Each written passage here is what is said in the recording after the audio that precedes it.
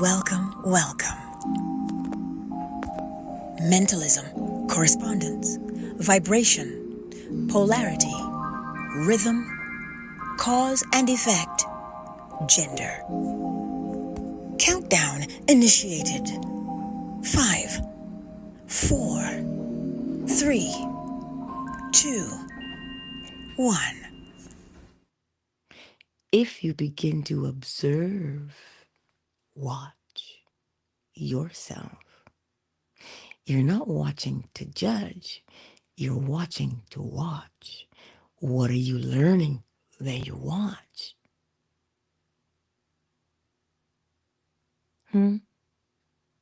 See, Lord, if there are children in the room, well, don't shuffle them out.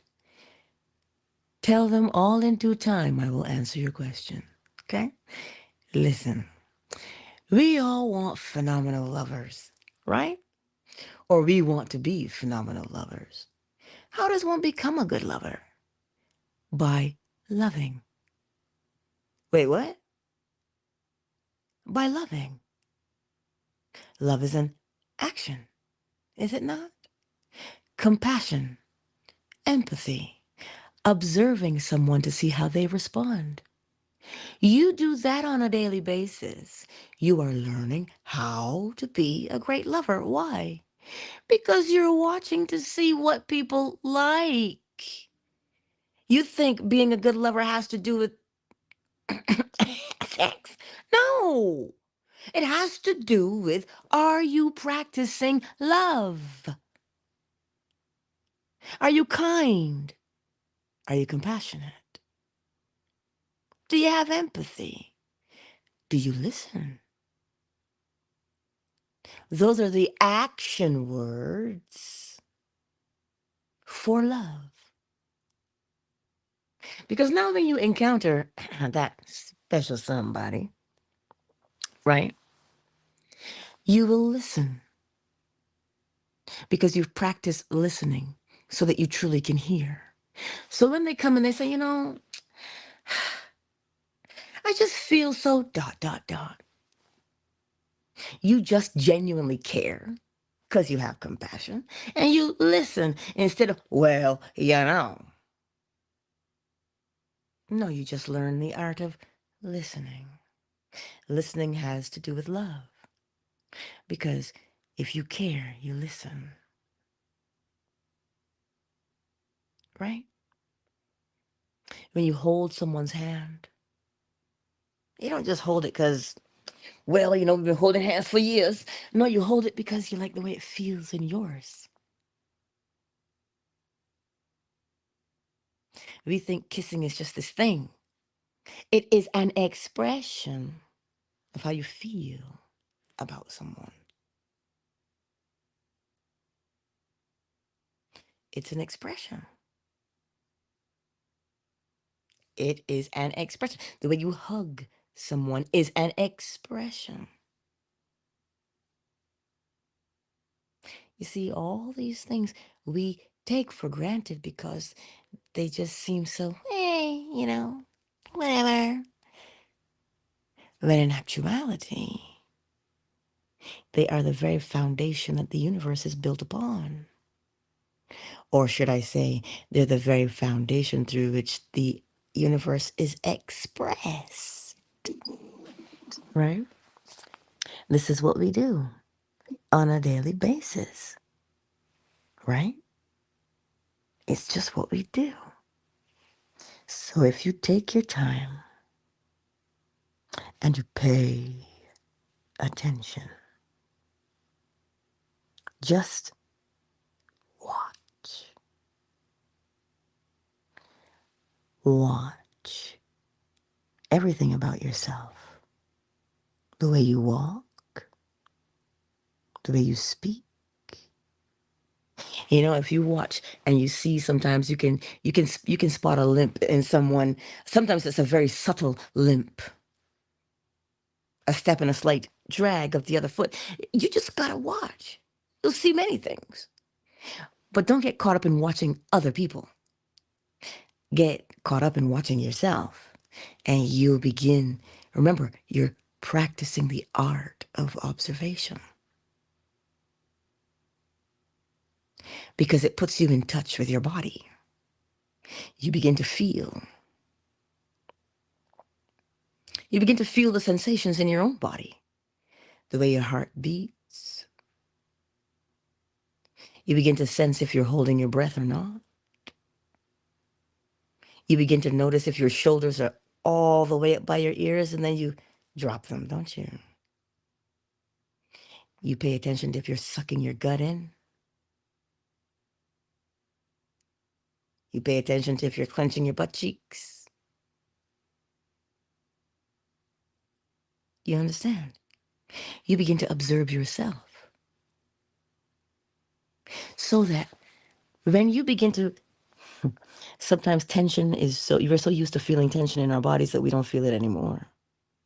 If the body is tense, then so is the mind. Your thoughts are making you tense. The mood that you have is tense. So much so, here's something for you. You ever seen someone with those two lines in their forehead? How did they get there? Well, people were scritching up their foreheads, weren't they? Because they were deep in thought about something. They were worried about something, and because now that's what they do, the forehead responds in kind. So much so that the lines are permanently there. That is their predominant mood of worry. But you see, we don't recognize it for what it is. So now some people can read the face. In TCM, you learn how to read the face by looking. It's the art of observation, right? Same thing for frown lines. Why are you sad? What's got you? That you're frowning and you don't even know that you're frowning. Like squinting. You don't even know that you're doing it. But if you begin to observe yourself, you will see the corresponding mood. And you will see what your habitual mood is. It will show up in your body. It has to show up in your body because you're in it. You're in your body. And you're constantly going from the invisible to the visible. So instead of arguing about who the first man was, instead of arguing about Adam and Eve and the deceptions of the snake, all of those things are just speculation at the moment. We don't know. We don't know.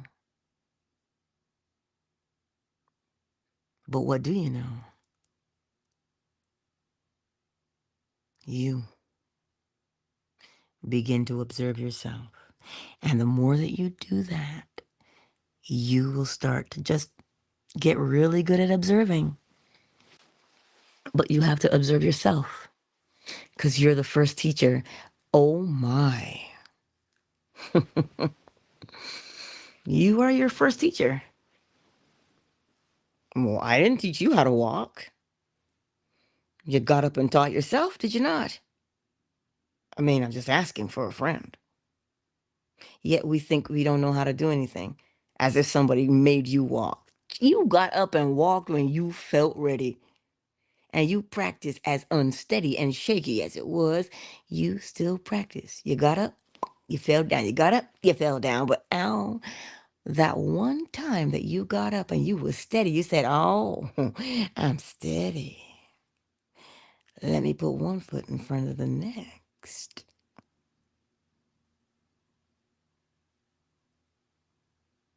Yes. So you see, my beautiful friends, you're constantly teaching yourself, and you seem to think you need a teacher. You don't need one. It's just that you don't trust the one you've got. Oh,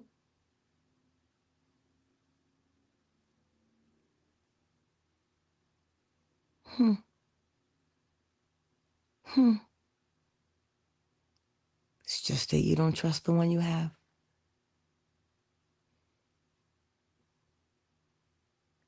I wonder who that teacher is.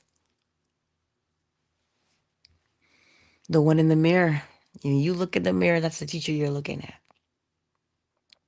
Oh, you can see your body, sure. But the teacher's using your body to teach you something. So if the teacher is using your body, are you and the teacher not one? But you don't have to take my word for it. This is what I'm trying to tell you. Don't take my word for it. Don't believe me. Observe and you'll see it for yourself. Oh, oh, oh my. Oh, Lord, child, not at the wall, honey. Not at the wall. I know your ears are protected, but come now, my darling. Come, feller, feller. Yeah. See? Oh, yeah, all of that room. So, my beautiful friends, it is Friday. You don't even give me a break there, do you? Which way did you turn? Good job, sweetie, good job. So it's Friday, my beautiful friends. Are you going to watch yourself? Are you going to watch yourself? Oh, but I'm really not that interesting. But yes, you are. You are very interesting. You are so interesting that the world watches. Oh, don't let that scare you. Why does it watch you?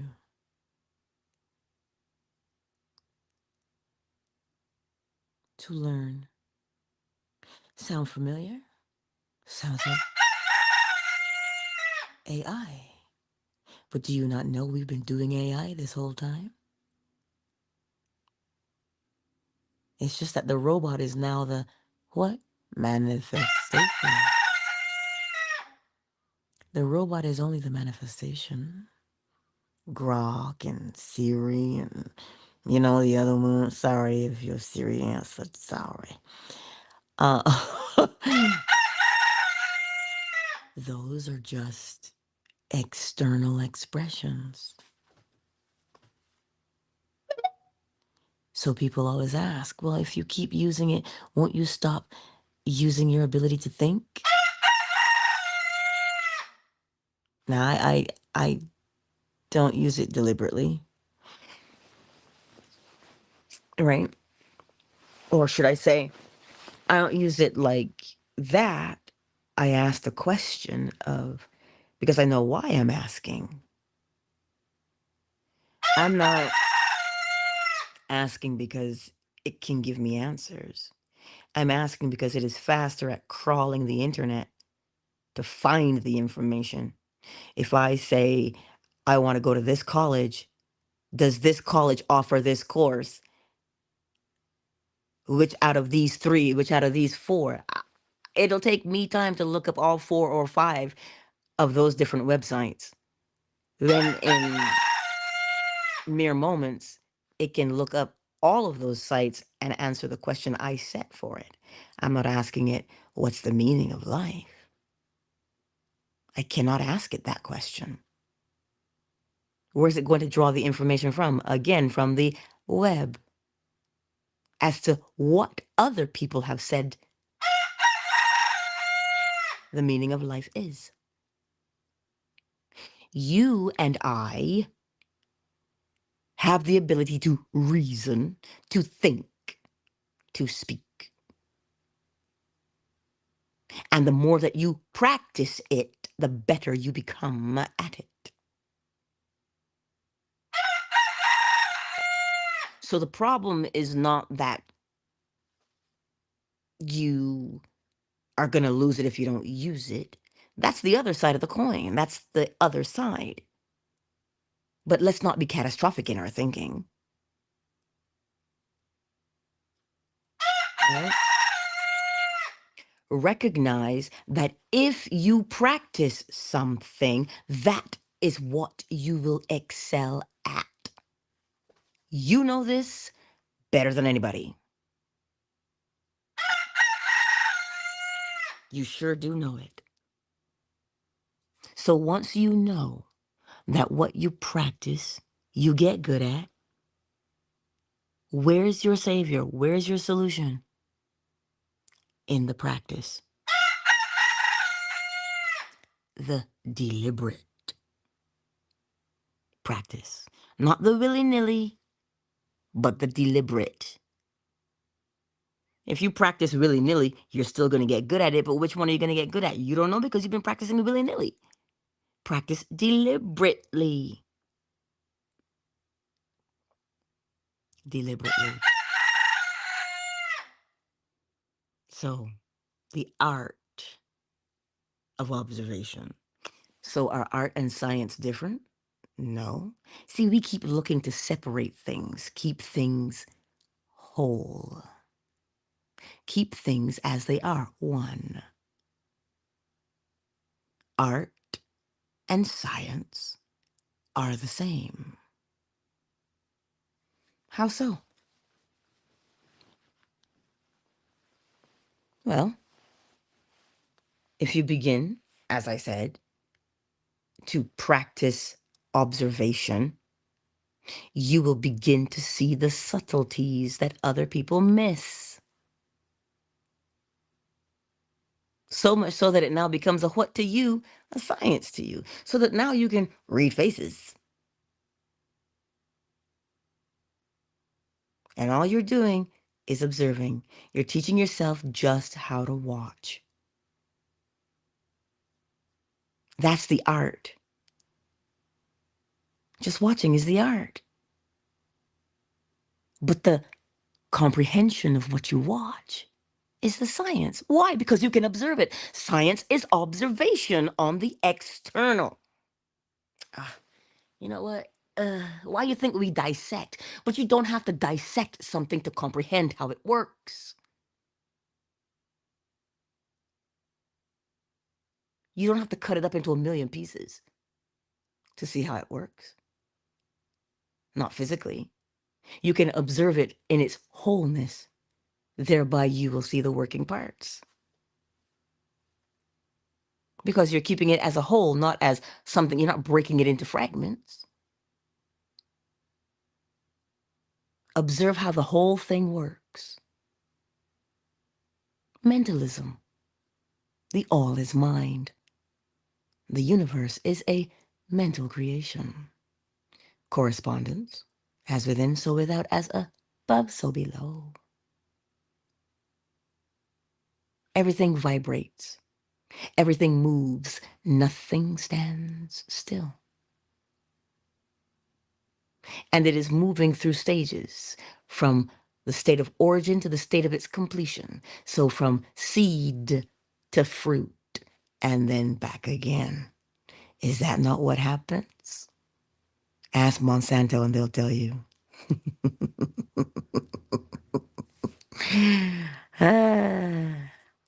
Seriously.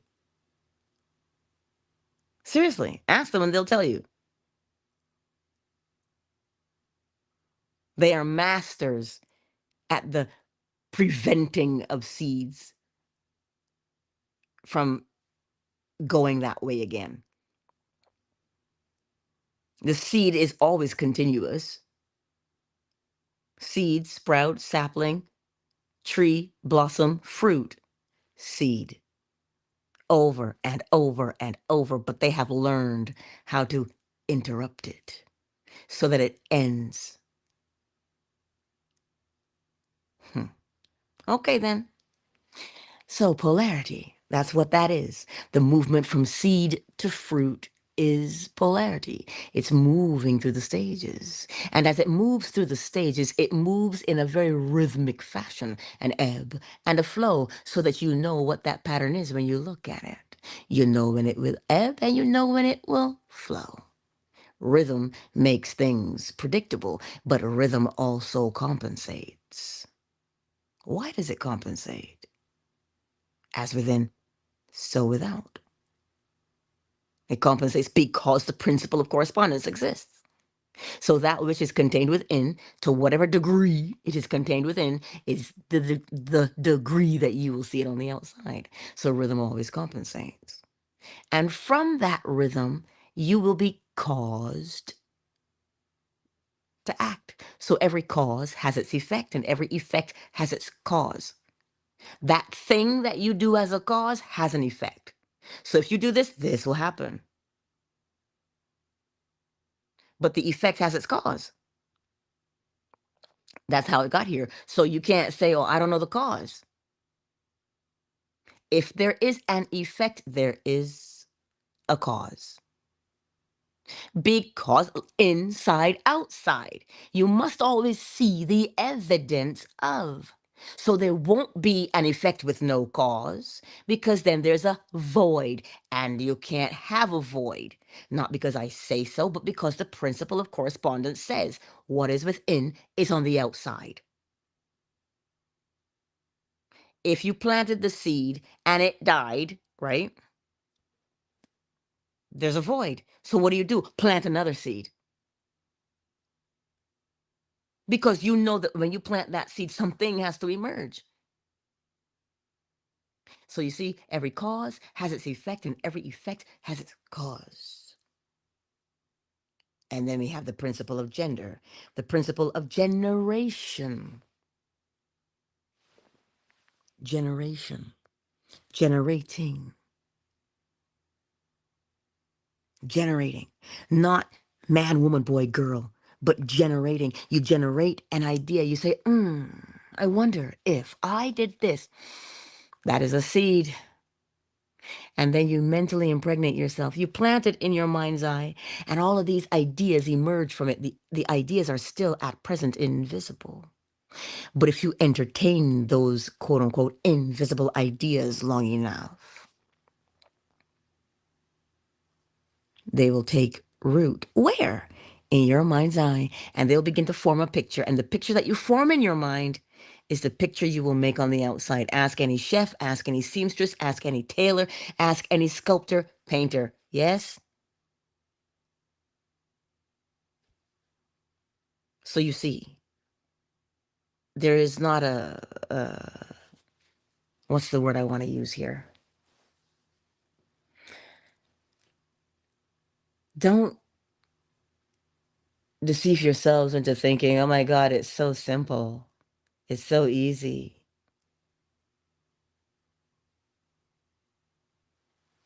It becomes that way when you practice.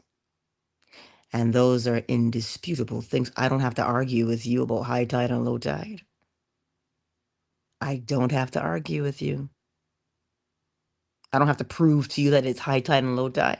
I don't have to prove to you that if I plant corn, I reap. I don't have to prove it to you. You have to observe it. So is there a need for an argument? No. There is not, my beautiful friends. So you don't have to argue with people. So pay attention to you. Pay attention to your thoughts, your moods, and you'll begin to see how to apply it. It always originates with a seed, which is that mood. And once you plant it, you don't like this seed? Plant another one. Is that not what you would do in the garden? But of course. Anywho, don't let me keep you, because it's Friday. And I'm going to have a good time today. Hello. Yes, I am. I had a good time all week. What? Anyway, who's here with us today? Well, nobody's made themselves known in these YouTube streets. So, these YouTube and Facebook streets. So, I don't know who's here, but I know somebody's here. I said, hello. Is it me you're looking for? Sorry. I see you, though. Well, I know Miss Tiffany was here, and hopefully Javion as well, because I think school started again. Who's with us on Fanbase this morning? I know that Miss McQueen was here. I can't see Miss McQueen now. I see Michael. I know Big Mike was here too. Ray Ray is in the house. My sweet KZ. Moon and Dolphin Duck. And Afternoon Delight is kicking it with us. Um,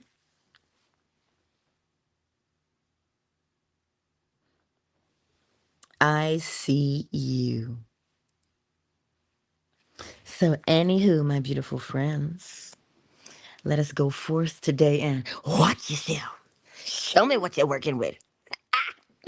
Anyway, you know I love it. So, you guys are awesome. You really are. But don't take my word for it. Watch yourself and see for yourself. Oh, oh, oh.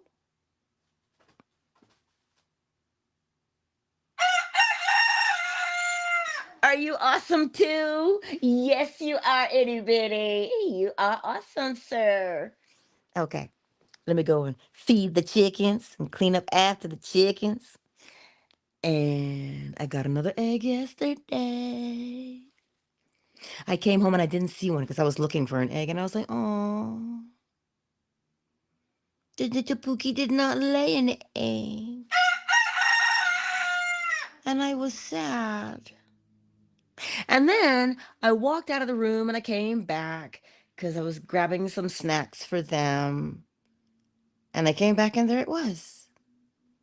I said, girl, how did you do that so quickly? Because normally hens, when they're laying eggs, they make noise. They call it the egg laying song. Kind of like how I make noise every morning, but I digress. Um, and I said to her, oh my goodness, you did lay me an egg. And I pet her and I said, thank you. And it was warm. It was warm. So, anyhow, I said, oh, I was too early. I was too early. But anyway, she is absolutely the sweetest little hen there is, with her little light brown eggs, little itty bitty eggs. Well, you know, because she's little, right? Observe the beauty that you are. Indeed. If we keep saying that humanity is evil, well, you'll behold it. But if you want to see the beauty of mankind, look for it, and you shall find it. I wonder where that beauty will be first. In your bosom? Yes, in your bosom. Okay, remember what bosom means? Your chest. Okay? You know when you hug somebody? Yeah, that's the bosom. Chest. Okay? Let's not make it weird. Anywho, countdown initiated. 5, 4, 3, 2, 1. I will see you on Monday, right here on YouTube, Facebook, Twitter, fanbase, 7 a.m. Eastern Standard Time. And you know I look forward to hearing from you. Oh, yes, I do. Peace out, everybody. Peace out.